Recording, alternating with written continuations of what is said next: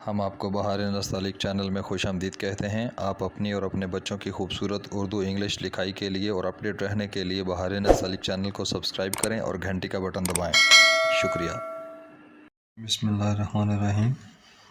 आज लाहौरी नस्तालिक में हम मीम के साथ दाल लिखेंगे। पिछले सबक में हमने मीम के साथ जीम लिखा था। तो जहाँ पे मीम का दामन हमने घुमाया था, कुर्सी की लाइन से हम एक कद आगे मैयर करते हैं और लाइन से पौना कद ऊपर एक नुक्ता लगाते हैं। यहाँ पे हम मीम की शक्ल ड्रा करेंगे और ये मीम की शक्ल मीम अलिफ मा वाली होगी। तो इस नुक्ते को जो हमने लगाया, या यूँ समझ लें कि लाइन से हमने तकरीबन 1.5 कद के ऊपर एक नुक्ता यहाँ पे लगा लें। ये इस तरह से टेढ़े रुख पर हमने लगाया एक कद मीम अलिफ मा के लिए, और यहाँ से फिर मीम की शक्ल हम बनाएंगे मीम अलिफ मा वाली।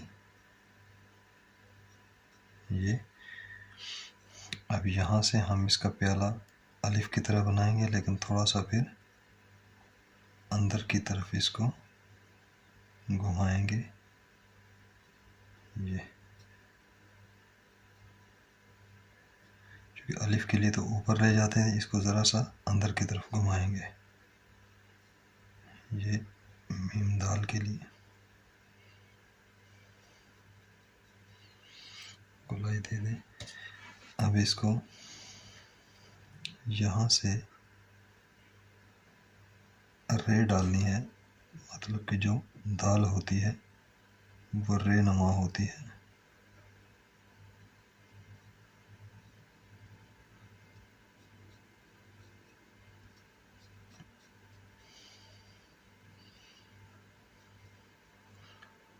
और इस बात का ध्यान रखें कि ये जो मीम का जो प्याला है, ये इस रे का ये सेंटर में आना चाहिए। यहाँ से शुरू करने का मतलब ये था कि ये बीच में फासला रहे, यहाँ से ये फासला रहे, और इसी तरह से यहाँ से ये फासले रहें। ये तख्ती के लिहाज से फासले ख्याल में रखने पड़ते हैं, तब जाकर ये पड़ता है। अच्छा लफ्ज़ जचता हुआ आपस में मुताबिकत के साथ पड़े हुए होते हैं, ना ज़्यादा तान ना ज़्यादा खुले। अब इसका मीज़ान देखिएगा कि इसको अगर यहाँ से हम मैयर करें तो ये एक कद में आएगा, और मीम की शक्ल जो है वो यहाँ से हम मैयर करते हैं तो ये 1.5 कद में आती है। ये गैप जो है ये आधा कद का होता है, और ये जो रे की टेढ़ी सी शक्ल होती है ये 1 कद की होती है। एक मीज़ान ये है कि इस लाइन से ऊपर कितना लेकर जाते हैं, ये हमने पौना कद तक ऊपर लेकर जाना है, इससे ज़्यादा नहीं। 1 कद में नहीं लंबा हो जाता है, यानी इस मीम की शक्ल से पौना कद ऊपर जो है वो हम ये ऊपर दाल के दिए लेकर जा सकते हैं। ये इसका मीज़ान है। अब देखिए, इसमें एक ख़ास बात ये बताता चलूँ कि कुछ दोस्त अब जब इसको उठाते हैं तो उनका ये नीचे वाली साइड बोझल हो जाती है। वो क्यों होती है, ये हम इसको डिस्कस करेंगे अभी। देखिए ये हमने बनाया, और ये 2/3 कद में हमने इसका प्याला उठाना है। अब देखें, जो पहले गलती होती है मैं वो बनाने वाला हूँ दोस्त। अब जब इसको मैंने यहाँ से कहा, देखिए यहाँ से बिल्कुल अलिफ की तरह देखें, यहाँ से ऊपर उठ रहा है, यहाँ से गोलाई के साथ ऊपर उठ रहा है अलिफ की तरह। यहाँ पे भी हमने ऐसे ही रखना है, लेकिन मैं भी देखिए कलम को जुम्बश नहीं दूंगा, सिर्फ इस बात का, इस कर्व का ख्याल रखते हुए बनाऊंगा। तो अब मैं बिल्कुल इसी तरह से बना रहा हूँ।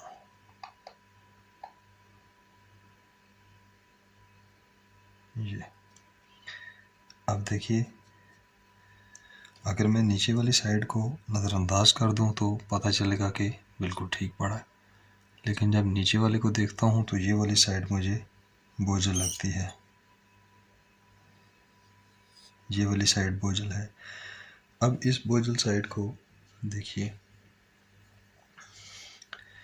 अब मैं इसी के ऊपर कलम ड्रा करूँगा। और अब देखें, ये कलम मैंने इसका ख्याल रखा और कलम को इस तरह से जुम्बश कोई नहीं दी, तो ये मैंने इस तरह से ख्याल रखते हुए मैं इसको ऊपर ले गया। अब मैं इस कलम को ये समझाना चाह रहा हूँ आपको कि आप ऐसे करें कि यहाँ से जब इसका ख्याल रखें तो साथ में इस अंगूठे को नीचे की तरफ दबाना भी, दबाते हुए, यानी कि ऊपर जाना है और अंगूठे को नीचे की तरफ दबाना है। अभी देखिए, दो काम एक साथ हम करेंगे। मैं साथ डालने वालों, फिर आपको समझ आएगी कि इसमें क्या राज होता है। ये यहाँ से हमने इसको उठाना है। दो काम, कौन सा? ऊपर भी लेकर जाना है और अंगूठे को दबाना भी है, यानी कि ऊपर वाली नोक का ख्याल रखना है कि ये कर्व उठती भी हो बिल्कुल इसी तरह, और लेकिन उठने के साथ साथ मैंने अंगूठे को दबाना भी है, यानी जाना ऊपर है और अंगूठे को दबाना है। यूँ समझ लें कि हमने एक्सीलेटर भी देना है और ब्रेक भी लगानी है। अब देखिए,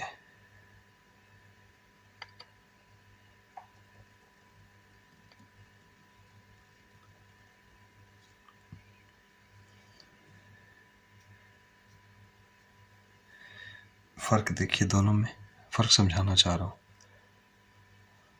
ये देखिए, स्मार्ट हो गया, ये बोझल हो गया, यानी इधर से कमी हो गई, यहाँ पे कमी हो गई। अब ये कितना अंगूठा दबाना है ये देखिए, ये समझाने के लिए ज़्यादा दबाया ना।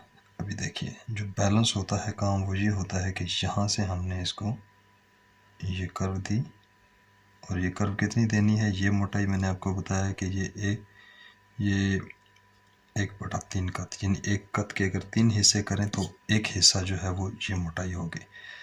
अब देखिए,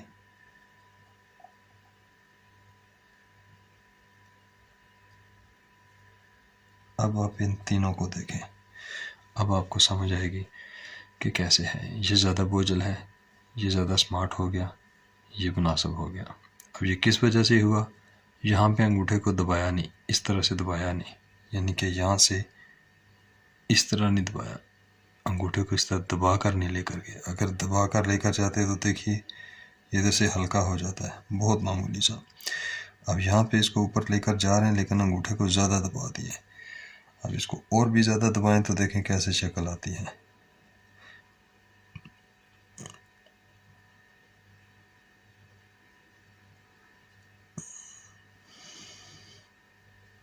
अब देखिए इसको, तो ये मुनासिब है, ये नहीं जुम्बश दी, ये जुम्बश दी। तो ये दो काम एक साथ करने पड़ते हैं। ये इतनी मतलब कि ज़्यादा बारीकी वाली बातें हैं कि शायद कुछ दोस्त अब आप इसको आसानी से समझ लें, लेकिन आप मशक करेंगे, जैसे मैं बताता हूँ वैसे वैसे आप इसको फॉलो करेंगे तो फिर आपके लिए इसमें आसानी हो जाएगी। देखिए, ये यहाँ से